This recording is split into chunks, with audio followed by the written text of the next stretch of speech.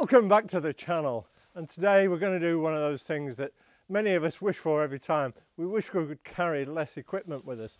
So we're going to go out and take some photographs with just one lens, and I'm going to use a 55mm prime. I've got a full frame camera, and we're going to see what kind of photos we can get. Now this is a really great exercise to improve your composition because you've no chance to zoom. So if you need to zoom, you need to zoom with your feet, so you need to walk about. Now the reason I've chosen the 55mm zoom is because it's very close to what the eye sees. So if I see something with my eyes that I think is going to make a great photo, then I can capture it with my camera. And so it's really about teaching you how to look and how to compose your photos. Now I've come to the really one of the little gems, I think, of Cumbria that is quite unknown and unspoilt. It's a nature reserve called Richard Gill, and there's actually a fabulous old railway viaduct here as well.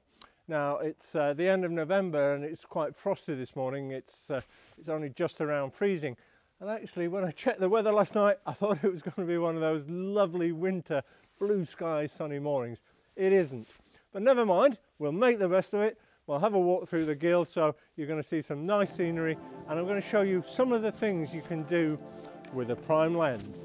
So let's have a walk.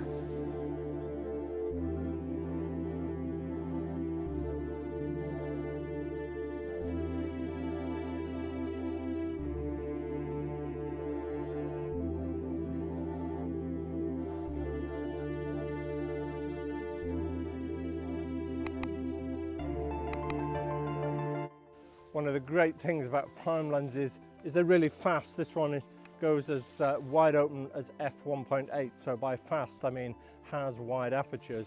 And I found a little scene. I quite like this yellow bit and the path leading into the background there. So what I'm going to do is I'm going to focus in on these yellow leaves, and the rest will go out of focus, and see if that creates a nice little scene.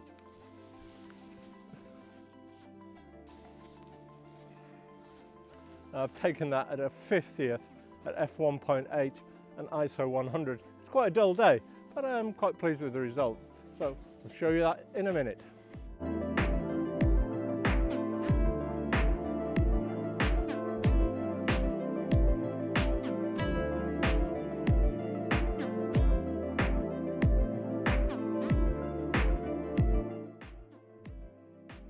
One of the other great things about prime lenses is they're small and neat and easy to carry around, so it's very easy to get a different perspective. I've spotted this pile of logs, and I just think it might make an interesting shot if I completely fill the frame with the logs. And I'm going to look at taking a shot from directly overhead, and I'll try a few different angles to see what I can capture. And sometimes they make things like interesting background shots for using behind photos, or for using, you know, on websites and things like that, so they can have some commercial value. I'm stood on the viaduct now, and I'm thinking about what composition I could do with my prime lens. So one of the things that I teach myself to do is, I know this is going to see what my eye sees. So I need to keep my head still and my eyes still, and just pointing in one direction, and look around my scene until I see something that I think might be interesting. Now behind me you can see the light is catching the hill, so we've got some nice areas of light and shade, and because of the quality of the optics in here, I think that will come through nicely in the photo. So my composition is veering to capturing some old quarry buildings and the hills in the background. Now what you can't see at the moment from the camera, but I'll show you in a second, is there's a river running beneath this viaduct, and I think that would make a really nice leading line into the photo, into the areas that are light. Now when you look at photos, the thing that your eye is drawn to is the brightest part of the scene. Now in this case that's going to be those hills where the sun is catching the trees near that quarry building. So I'm going to use the river to take me to those scenes in my photo, and that's how I'm going to compose it. Now settings wise, I will definitely use now a much narrower aperture. I'm not interested in that narrow depth of field anymore that prime will give me. What I'm interested in is the quality of the optics and what kind of a shot it will give me. And it'll bring that extra something to it because it's taken on a prime and not a zoom, and I've really concentrated hard on getting the composition right.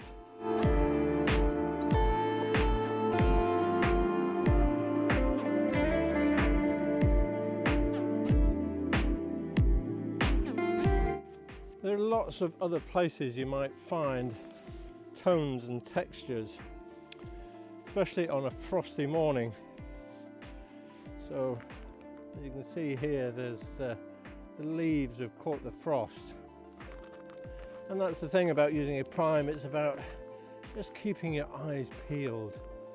And the little things that catch your eye are what you need to photograph.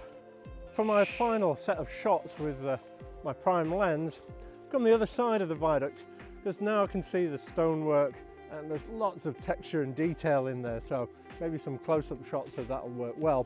Also leading me beautifully into the scene, and with the river in the bottom of the valley there, I think that's going to make maybe some nice little landscape shots as well. So I'm going to play around with those and I'll show you them in just a minute. Do hope you've enjoyed the video. If you have, please give it a like. And feel free to leave your comments on any topics you're struggling with your photography, and I'll see what I can do to help out, maybe make a video for you that shows you what to do. And I'll look forward to seeing you next time.